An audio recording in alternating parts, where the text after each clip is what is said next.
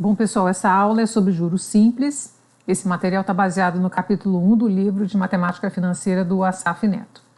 Vamos lembrar aqui os dois regimes de capitalização. Nós temos o regime de capitalização contínua, em que os juros são agregados ao principal a cada unidade infinitesimal de tempo, e o regime de capitalização periódica, que os juros vão ser agregados a cada período estipulado pela taxa. Pode ser ao mês, ao ano, ao semestre, né?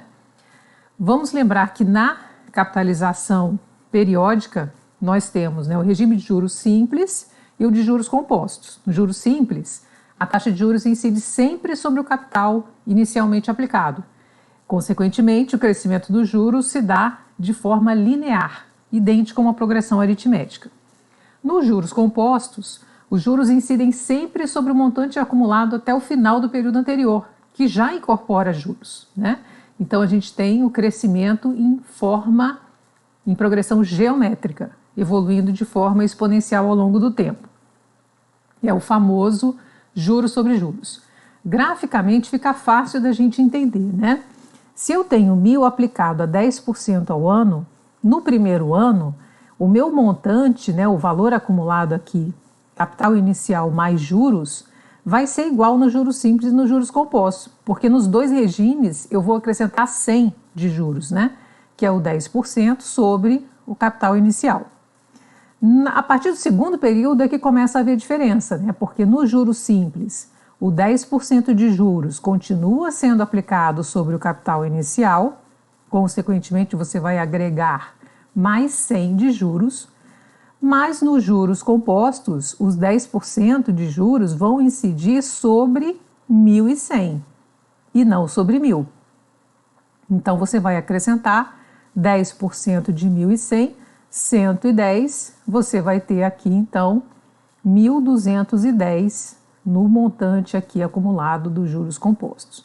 E a partir daí, as diferenças se ampliam, com os juros compostos crescendo exponencialmente e os juros simples sempre linearmente crescendo sempre 100 ao período, que é o 10% sobre o capital inicial. Então, a gente pode ver que, como os juros, nos juros simples crescem sempre o valor, que vai ser a taxa aplicada sobre o capital inicial, o que a gente tem de juros acumulado vai depender da quantidade de períodos, Eu tenho 100, aqui 100 mais 100, 200, mais 100, 300, mais 100, 400 acumulados de juros, Então, a gente tem uma expressão muito simples para cálculo de juros no regime de juros simples.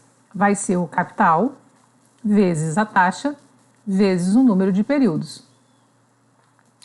E por dedução, você pode calcular o capital a partir de juros, taxa e número de períodos, e a taxa de juros e o número de períodos, Então, vamos fazer alguns exercícios aqui. Um capital de 80.000 aplicado à taxa de 2,5% ao mês durante um trimestre, pede-se determinar o valor de juros acumulados neste período. Eu já coloquei aqui as nossas formulinhas básicas, Então, vamos colocar aqui os dados do primeiro exercício. Capital 80.000,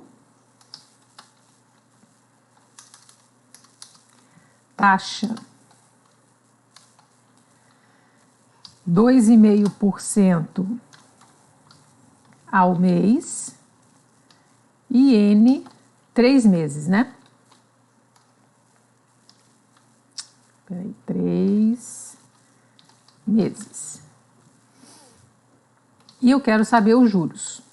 Então, os juros vai ser o capital vezes a taxa vezes o N. 6.000. Certo? Segundo exercício. O negociante tomou o empréstimo pagando uma taxa de juros simples de 6% ao mês durante 9 meses. Então, eu tenho 6% ao mês durante 9 meses. Ao final deste período, calculou em 270.000 o total de juros incorridos na operação. Determinar o valor do empréstimo. Então, ele pagou 270.000 de juros e ele quer saber o valor do empréstimo, né? O capital inicial, que vai ser juros dividido por taxa vezes o número de períodos. Juros dividido por taxa vezes número de períodos. Então, ele pegou emprestado 500 mil, tá certo? Terceiro exercício. Um capital de 40 mil foi aplicado num fundo de poupança por 11 meses. Então, vamos anotando aqui os dados. 40 mil aplicado num fundo de poupança por 11 meses, produzindo um rendimento financeiro de 9.680. O rendimento são os juros, né? 9.680. Pede-se apurar a taxa de juros oferecida nessa operação. Eu quero saber agora a taxa. A taxa vai ser os juros dividido por capital vezes N. Juros dividido por capital vezes N. Deu 2,2% ao mês. E por último, uma aplicação de 250 mil, rendendo uma taxa de juros de 1,8% ao mês, produz ao final de determinado período juros no valor de 27 mil. Calcular o valor da aplicação. Então, eu tenho uma aplicação de 200, vou botar aqui do lado, 250 mil.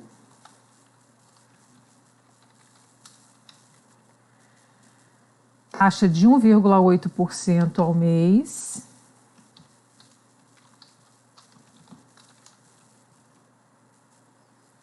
Produzindo juros de 27 mil.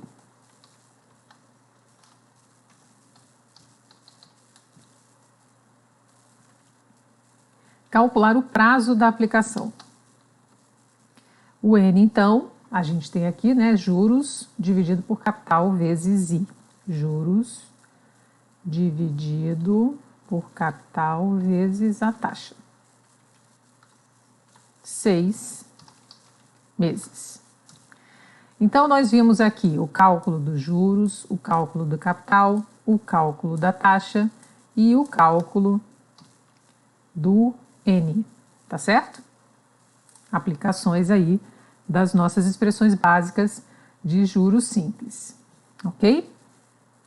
Bom, um outro elemento importante é o montante. O que é um montante? É o valor futuro. É o resultado da aplicação de um capital a uma taxa por um determinado tempo. No nosso gráficozinho aqui, né?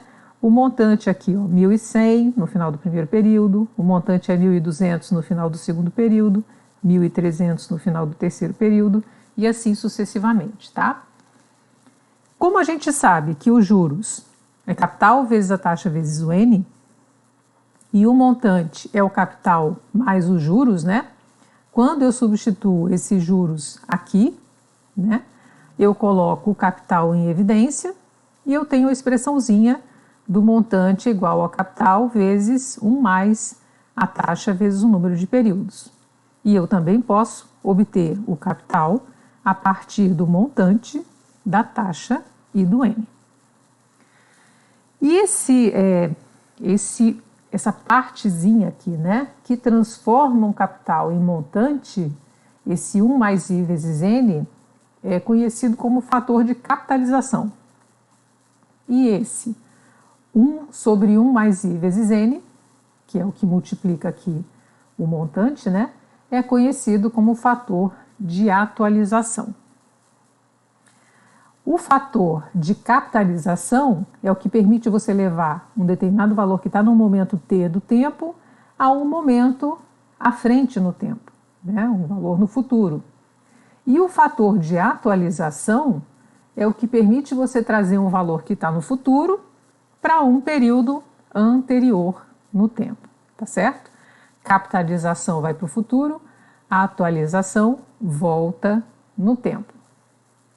Então vamos fazer esses dois exercíciozinhos aqui. Uma pessoa aplica 18 mil a taxa de 1,5% ao mês durante 8 meses. Então eu tenho, ela aplica 18 mil a uma taxa de 1,5% ao mês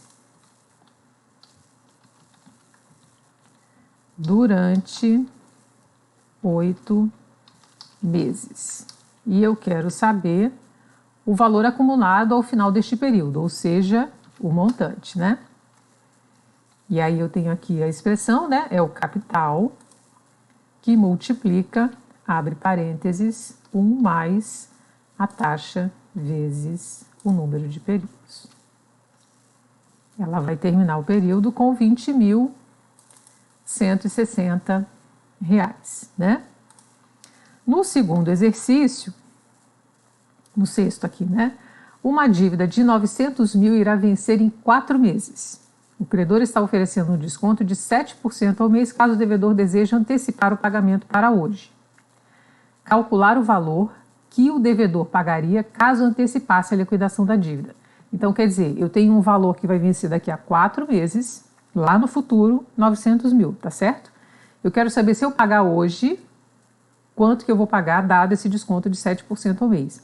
Ou seja, eu quero trazer um valor que está no futuro para um momento anterior. Quanto tempo anterior? 4 meses. Então, eu tenho o montante, 900 mil. Eu tenho o N, que são 4 meses. E eu tenho a taxa, que é 7% ao mês. E eu quero saber quanto que eu pagaria hoje. Isso é o quê, né? É o montante dividido por 1 mais a taxa vezes o N. Então, se eu for pagar hoje, eu pago 703,125. Ok, pessoal? No próximo vídeo, a gente vai continuar com taxa proporcional e taxa equivalente a juros simples.